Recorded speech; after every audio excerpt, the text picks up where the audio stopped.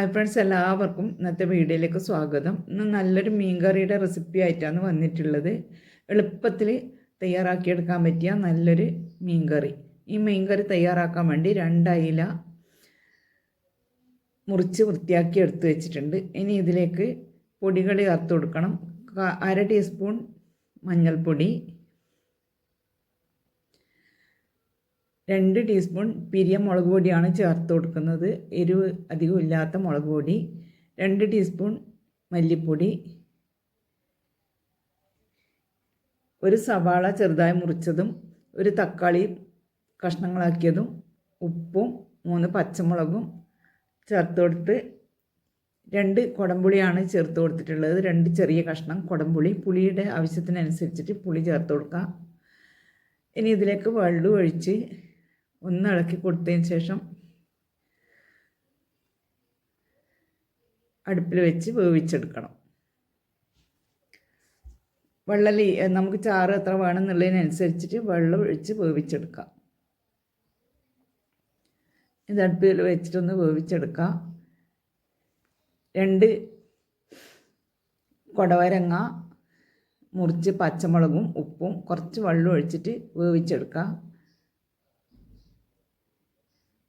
ഒരു ചെറിയ കഷ്ണം ഇഞ്ചി ചെറുതായി മുറിച്ചതും, ഒരു പിടി തേങ്ങ ജീരകവും കൂട്ടി അരച്ചെടുത്തിട്ടുണ്ട്.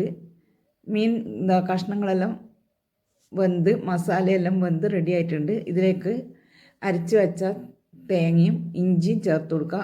ചെറുതായി മുറിച്ച ഇഞ്ചിയും ചേർത്ത് കൊടുത്ത് ഒന്ന് ചെറുതായിട്ട് ഇളക്കി കൊടുക്കണം.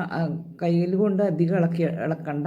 ചെറുതായിട്ടൊന്ന് ഇതുപോലെ ഒന്ന് ഇളക്കി കൊടുത്തതിന് ശേഷം ഇതൊന്ന് തിളച്ച് വരണം. തിളച്ച് വരുമ്പം ഇത് വാങ്ങി വെക്കാം. ഇനി ഇതിലേക്ക് താളിക്കാനായി കുറച്ച് എണ്ണ ഒഴിച്ച് അതിലേക്ക് 1/4 ടീസ്പൂൺ കടുവും 1/4 ടീസ്പൂൺ ഉലുവയും ഒരു ചെറിയ കഷ്ണം സവാളയും ചെറുതായി മുറിച്ചതും ചേർത്തിട്ട് ഒന്ന് മൂപ്പിച്ച് കുറച്ച് കറിവേപ്പിലയും കൂടെ ചേർത്ത് കൊടുക്കണം. കറിവേപ്പിലയും ചേർത്ത് ഇനി ഇതിലേക്ക് ഈ സവാള ഒന്ന് മൂത്ത് വരുമ്പം കുറച്ച് മുളക് പൊടിയും കൂടെ ചേർത്ത് കൊടുത്ത് മുളക് പൊടി ഒന്ന് പച്ചമണം മാറുമ്പം കറിയിലേക്ക് ഒഴിച്ചു കൊടുക്കുക.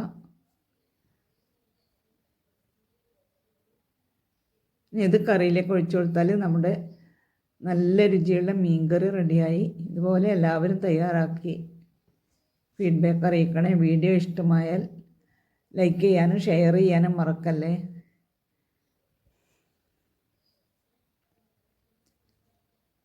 ഇതാ കണ്ടില്ലേ, മീൻകറി നല്ല കൊഴുപ്പോട് കൂടിയിട്ടുള്ള എളുപ്പത്തിൽ തയ്യാറാക്കി എടുക്കുകയും ചെയ്യാം. അധികം വഴറ്റേണ്ട പണിയോ ഒന്നുമില്ല. നല്ല രുചിയാണ്.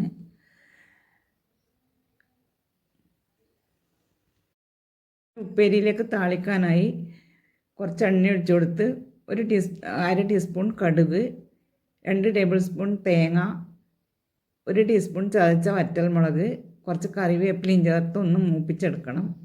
തേങ്ങ ഇതുപോലെ മൂപ്പിച്ച് ചേർത്ത് കഴിഞ്ഞാൽ കറിക്കൊരു പ്രത്യേക ടേസ്റ്റാണ്. ഇതിന് മൂത്ത് വരുമ്പം ഉപ്പേരിയിലേക്ക് ഇട്ട് കൊടുക്കാം. ഉപ്പേരിയിൽ കുറച്ച് തേങ്ങയും വെളുത്തുള്ളിയും ചതച്ചത് ഇട്ട് വാങ്ങി വെച്ചതാണ്. അതിലേക്ക് വറവ് ഇട്ട് ഇളക്കി യോജിപ്പിച്ചാൽ നമ്മുടെ കൊടരങ്ങ ഉപ്പേരി റെഡിയായി. 2 അയലമീൻ കഴുകി വരിയിട്ട് എടുത്ത് വെച്ചിട്ടുണ്ട്. ഇനി ഇതിലേക്ക് ഒരു പാത്രത്തിലേക്ക് കുറച്ച് മുളക് പൊടി, 1 ടീസ്പൂൺ മുളക് പൊടി, 1/2 ടീസ്പൂൺ മഞ്ഞൾപ്പൊടി, ഇഞ്ചി വെളുത്തുള്ളി ചതച്ചത്, കുറച്ച് ഉപ്പും കറിവേപ്പിലയും എരിവിനനുസരിച്ചിട്ട് പൊടികൾ ചേർത്ത് കൊടുക്കുക.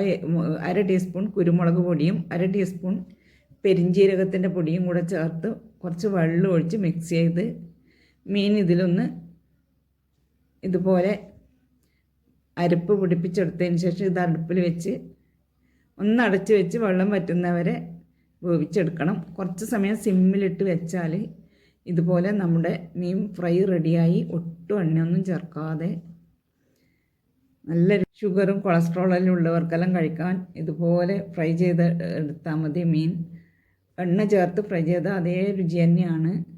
ഇതുപോലെ തയ്യാറാക്കി നോക്കുക. Thank you for watching.